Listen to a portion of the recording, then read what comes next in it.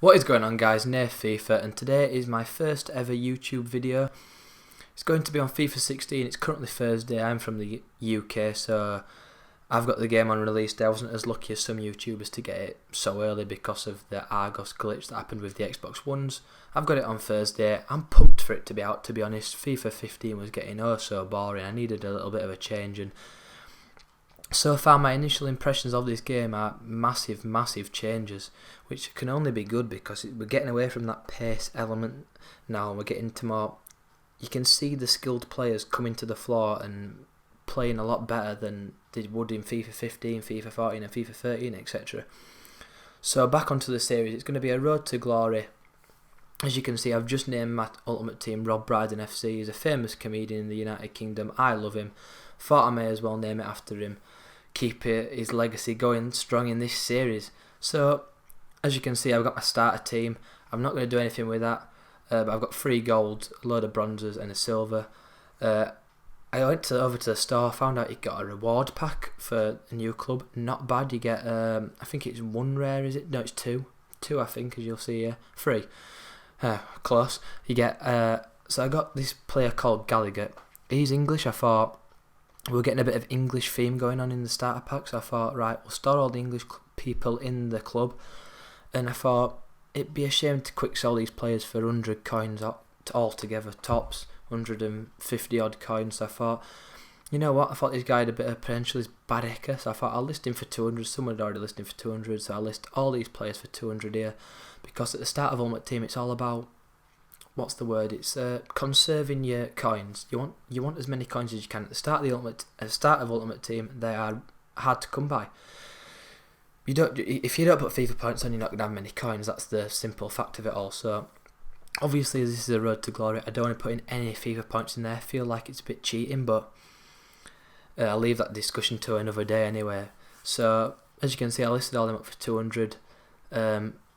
I'm just going to go now, name my club. It went back to Gold Trafford for some reason, so I went and did that. Did a couple of manager tasks. I thought, right, they just don't want me to have my team name as Rob Brydon FC. I was like, I don't know why they've done that, so I changed it quickly, as you can see here. So guys, more into this road to glory. I'm hoping for this to be more of a interactive thing with you guys, so I'm hoping that maybe at the end of episodes I might have a player that I've got in mind or might want to buy, but I might ask you about him if you've played with him. Have you had any experience with him? Are there better alternatives for his price, for his league, etc, etc. So I want you to be as interactive as you can in the comments below, because even though I am the only person who is going to be playing this road to glory, it's much more than that, because I want you guys to get involved. I want it to be like a joint cohesion of Ultimate Team. So as you can see here, I signed Wesley Sneijder on loan. You'll have seen that just then. So then I go into the catalogue, and I advise you, if you haven't already, because sometimes some players forget, to go into the catalogue to buy the coin boosts, because they are ever so crucial at the start of Ultimate Team. As you can see here, I'm redeeming the 1000 ones first as opposed to the 200 coin ones, because if you redeem the 1000 ones first, you get them first in your cluster of games, meaning you'll get more coins initially. And I've got to say, these coin boosts help you out a lot. And I was going to buy some of the loan players. I didn't know if I should have done, if it was cheating in a way, because it's a road to glory. Using Ronaldo for free games, for example, may not seem fair to some people as it would to others. So I didn't know what to do. So if you want to drop a comment in the description below about that, if you want to drop a comment down there saying, should I be able to use loan players, shouldn't I?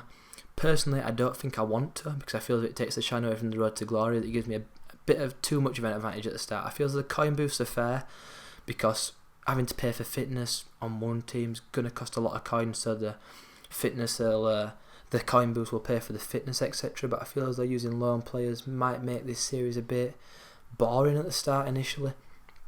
As you can see here, I'm jumping into my first game in Division 10. I did not know what to expect. I've seen many people play in Division 10 and come up against 100 chemistry teams. It was my first ever game on FIFA 16 as well. I didn't play against the computer first. I felt like I should have played against the computer first. I mean, I played in the demo, but I really did feel as though the game in the demo really did differ from, obviously, the real game.